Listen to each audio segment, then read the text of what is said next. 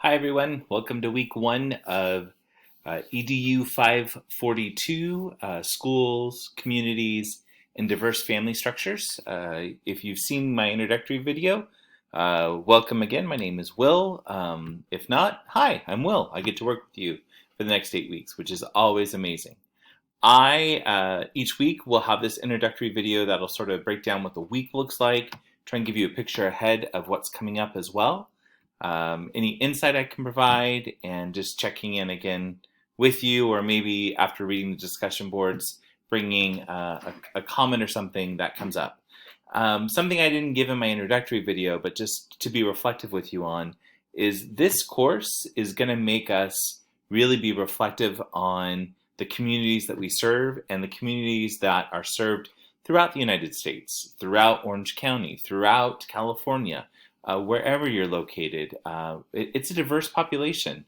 It's amazing to think if you just go 10 minutes one way, you can have a completely different experience in a city. I myself, in the background of Tustin, we have Title I schools up to multi-million-dollar homes, all within our city region, and have to meet the diverse needs that are represented there. So I know that a lot of what's going to be discussed about communities and diversity can make us feel uncomfortable at times. Maybe in our discussion board and our discussion board questions, we might have a feeling. And again, we have the right to make a statement and make a comment back to that statement, but be open to the conversations and what's presented. This week, in week one, we already jump into looking at what makes diversity, and it might not just be the color of one's skin. It might not be the ethnicity I claim. There are a lot of other factors that can create diversity, and you're going to see that in the work that you do this week and be reflective upon that.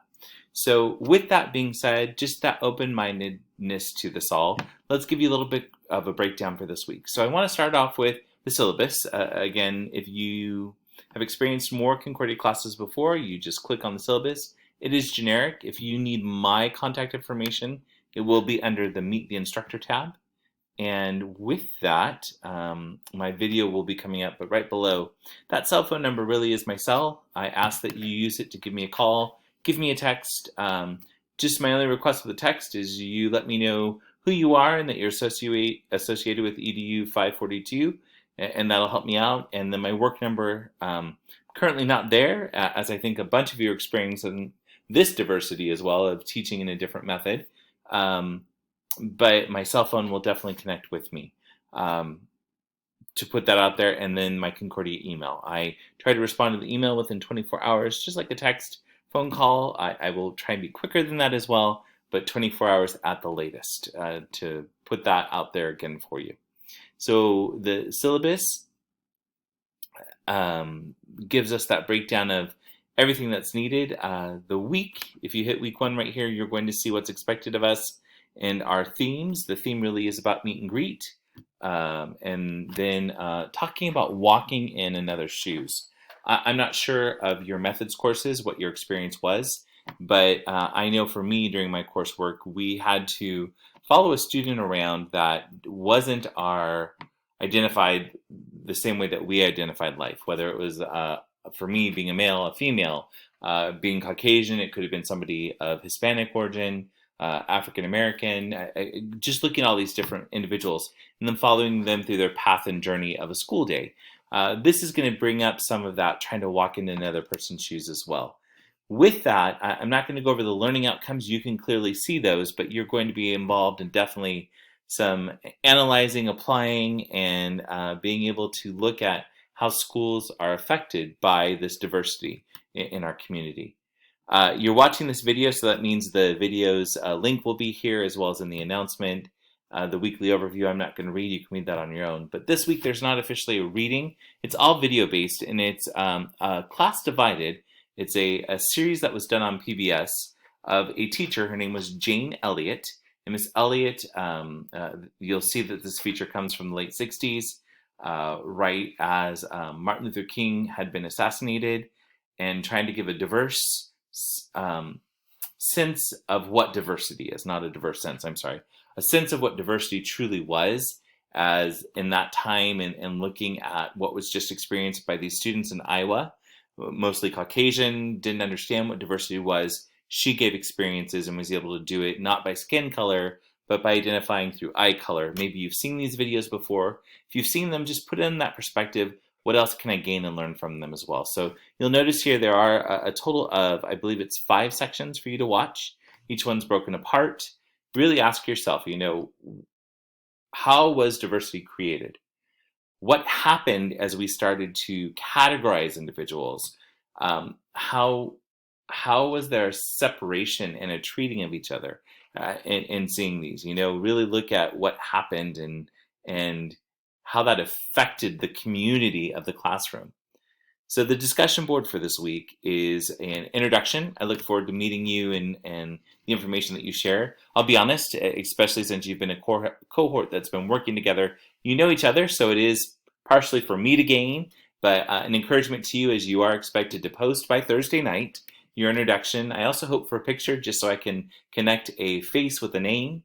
But then by Saturday, giving a response to 2 different individuals. I would highly suggest if you haven't responded to somebody in the class already that you don't know, take the time to respond to them. Go past the people we do know, the people that we've worked in with groups before, and build it from there.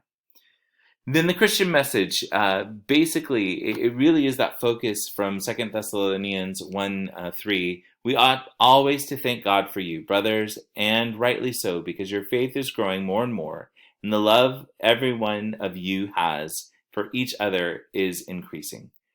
As we look at these times, and there are some crazy times politically, and all of the pieces that can affect how we look at our community, just know that there's value in everyone. And this is a reminder from Christ through his word here in the Bible in the 2 Thessalonians, but everyone has value, and just praise God for them. An important piece to be reminded of. So again, there's a little bit more in that Christian message, but I want to encourage you.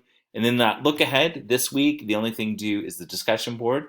But as we get into week 2, you'll have your first assignment due, which is an analysis project, and I'm going to sort of click on that. What I'm going to do right now is go into the syllabus. I'm in that course structure part of the syllabus.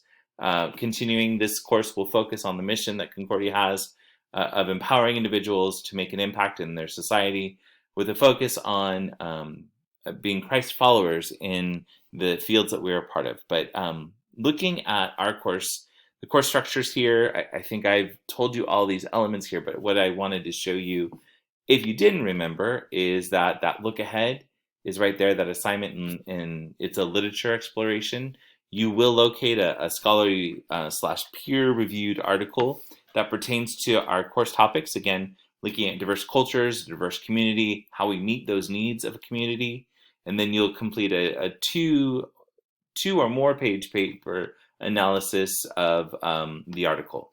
And the article analysis will be posted to the submit assignments link by Sunday of week 2. So again, that's not this Sunday, the 17th, but it would be Sunday, May 24th that it's due. So just putting that out there, it's something that you'll want to start working on. If you've got that balance, again, I brought up the strange times of teaching distance learning. If you weren't a distance learning teacher, remote learning, emergency learning, whatever you're calling it, finding that balance in the coursework. But this is that first assignment. And I sort of want to remind you to click on the link that gives the further explanation. I am an instructor that truly believes our rubric is what we should be graded on. So no, these are the elements that we'll be looking at in the criteria and the points that will follow from them. So I encourage you with that. But I want to talk about the next assignment, which is assignment number 2, and that's a community correspondence. You are going to work with trying to communicate to the community at large of a school, your classroom, could be a larger district piece depending on how small of a district you work for, but you will communicate something that is happening within the inside the school to make a difference to support others in the classroom. So you'll be able to read all that, but I just want you to understand that you're going to explain community resource or community connection. The big piece of this that I want to point out is to try and connect with your PR or your communications department of your district to see what community partnerships exist in your district. And that way you can try and write something that would be educated that you could possibly use afterwards to educate your class. I'm sorry, that was a little blundered. Let me be a little bit more clear. Connecting to find out about a community partnership that's within your district that maybe your school or your a particular diverse population needs to learn more about, and you're going to focus them right on that. Again, identifying what it is, creating that release for how to share that information, plan to communicate it out, and provide the rationale. So that's coming up. That is due week 3. But if you need that communication, if you don't know about those community partnerships that are out there, really reaching out to your district level PR or communications department will help you, or connecting with your administrator as well. So that again is the end of week 3, so not till really May 31st. Assignment number 1 is the literature exploration. That is due on the 24th of May. But I just want to give you that heads up if you need to start doing that research for assignment number 2. That's important here. I would love to be available to answer questions for you. Please don't hesitate to call. I will be sending out a little bit later this week a form trying to find out how you'd like to communicate with me. I would like to be able to check in with you this coming up Saturday, seeing your availability, and if you prefer a text, a phone call, an email. So know that survey will come out a little bit later. One more reminder, please do complete your introduction on the discussion board by this Thursday. Pictures with it are always great for me, and then responding to your peers, two peers, by that Sunday. I hope it is a great week for you, and I hope that this journey of looking at our school's community and families and the diversity that's represented really helps us stretch our learning and how we can make an impact in what we do in our classrooms and our school as well. God bless, and I hope it's a great week.